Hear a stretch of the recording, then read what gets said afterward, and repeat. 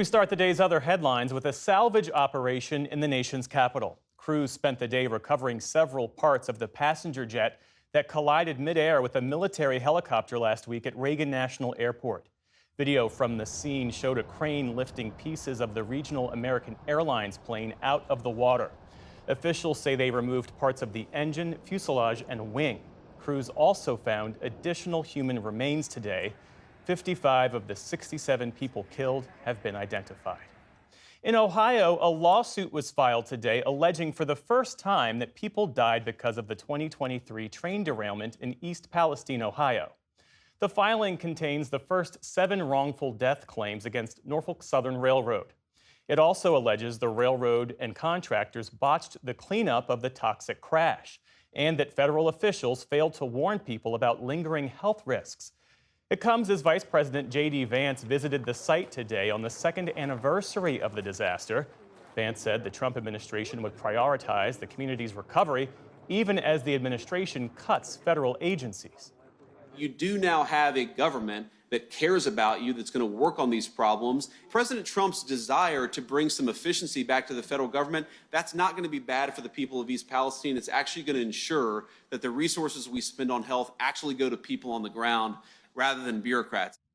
Norfolk Southern agreed to a $600 million class action settlement with residents, plus a separate settlement with the government to clean up the mess. The company also set up funds for medical exams and water monitoring, but did not admit any wrongdoing. U.S. Secretary of State Marco Rubio said today that he welcomes Panama's decision to let its participation in China's global infrastructure plan expire. Rubio said any move by Panama to distance itself from China's Belt and Road Initiative is a great step forward for U.S.-Panama relations. Speaking from El Salvador, that's the next stop on Rubio's trip through the region, he addressed China's role in the flow of trade through the Panama Canal. When we turned over the canal, we turned it over to Panama. We didn't turn it over to China. So you get there, and the Chinese control both entries to the port. Both entries to the port. We don't want to have a hostile or negative relationship with Panama. I don't believe we do. But we had a frank and respectful conversation, and I hope it'll yield fruits and results in the days to come.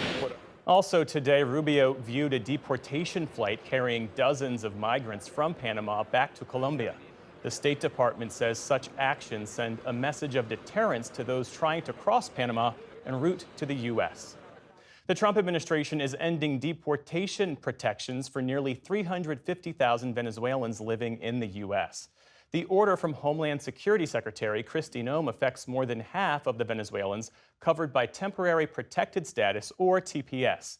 That means they could lose their work permits or be deported starting in April.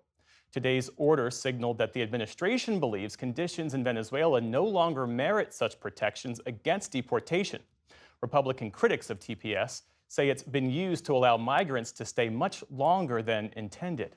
The official termination notice will be published Wednesday and go into effect 60 days after that. In the Democratic Republic of Congo, Rwandan-backed M23 rebels have declared a unilateral ceasefire starting tomorrow.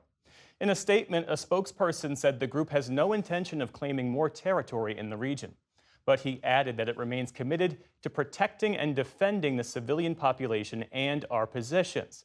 The announcement comes as morgues in the eastern city of Goma are overcrowded with bodies, forcing health workers there to bury the dead in mass graves.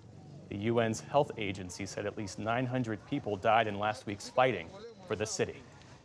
On Wall Street today, stocks slumped on worries about President Trump's tariffs. The Dow Jones Industrial Average recovered from steep losses earlier in the day, ending about 120 points lower. The Nasdaq fell 235 points on the day.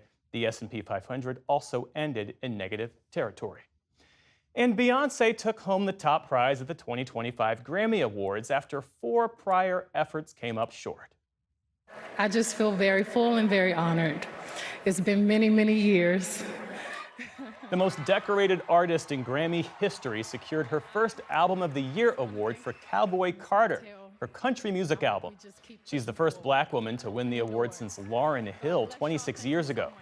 Rapper Kendrick Lamar swept both the Record and Song of the Year categories for his track, Not Like Us. And Chappell Roan won for Best New Artist in what was a competitive field. The ceremony also paid tribute to the city of Los Angeles, which has been ravaged by wildfires. Still to come on the NewsHour, Tamara Keith and Amy Walter break down the latest political headlines. And costume designer Paul Tazewell discusses his Academy Award-nominated work on the musical Wicked. This is the PBS NewsHour from the David M. Rubenstein Studio at WETA in Washington, and in the West from the Walter Cronkite School of Journalism at Arizona State University.